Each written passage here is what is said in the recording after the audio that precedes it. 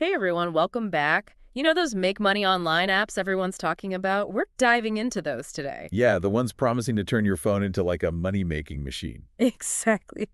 We found this YouTube video. They review the top 21 apps. Oh, wow, 21. Yeah, and they even show how much they made from each one. But So, they tested them all out yeah, themselves. like a rapid fire money-making montage.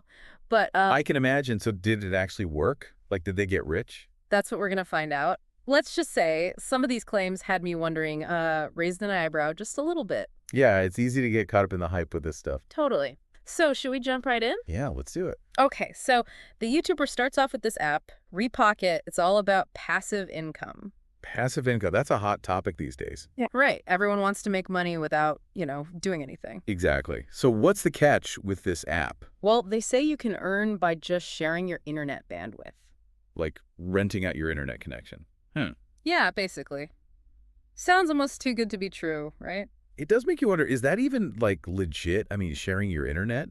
It can be for things like market research and stuff, but the video mentions something really interesting about the earnings. Okay, let's hear it. What did they actually make? Get this, 24 cents. Wait, 24 cents?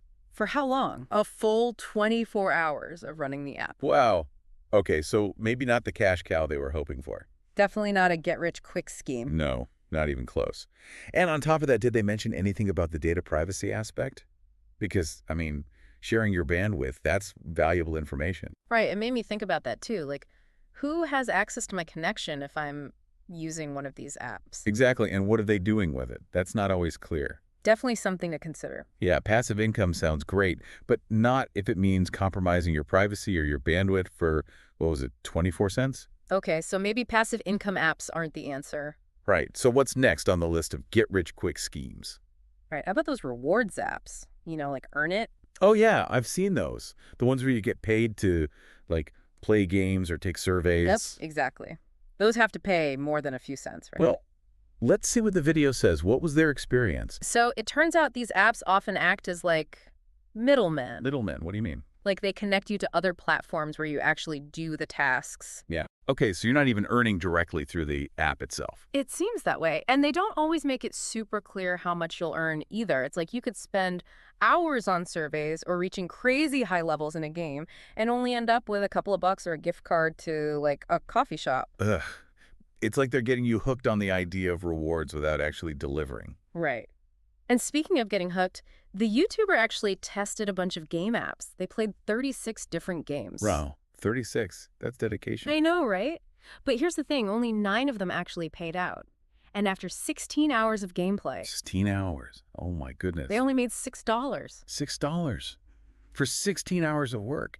That's like way below minimum wage. It's crazy, right? And you know what it reminds me of? It's a It's like working at a virtual lemonade stand, right? You're putting in all the work, squeezing all those lemons. You're only getting paid in pennies. Exactly.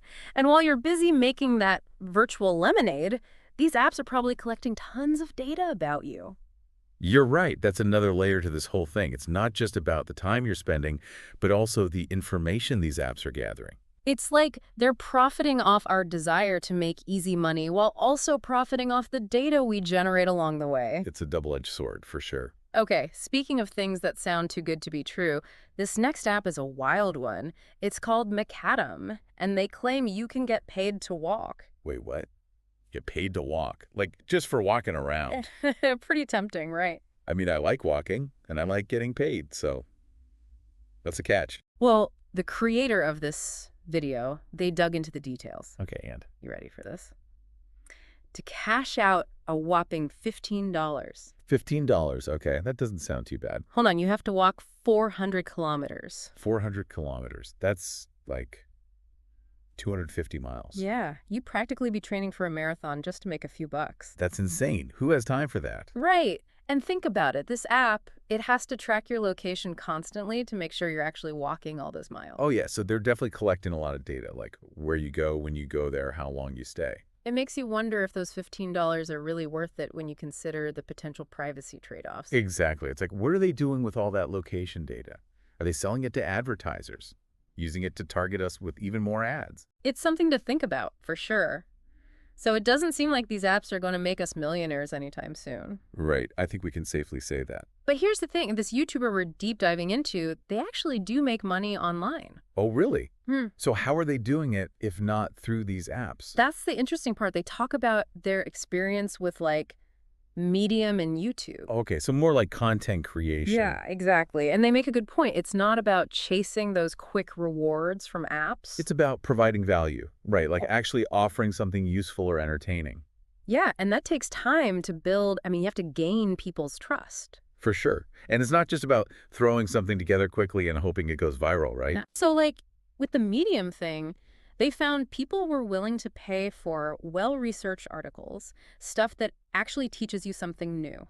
That makes sense. People value expertise. Right. And then on YouTube, they said consistency is key.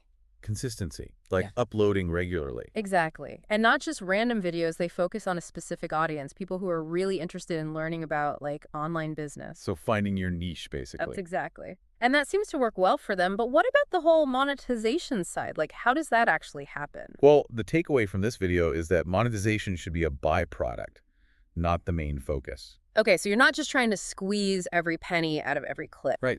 This YouTuber, they earn through ads, sponsorships from relevant brands, and even affiliate marketing. But all that came after they built a solid audience by, like we were saying, providing real value first. So it's about playing the long game. Yeah, building a business, a brand, not just chasing quick cash.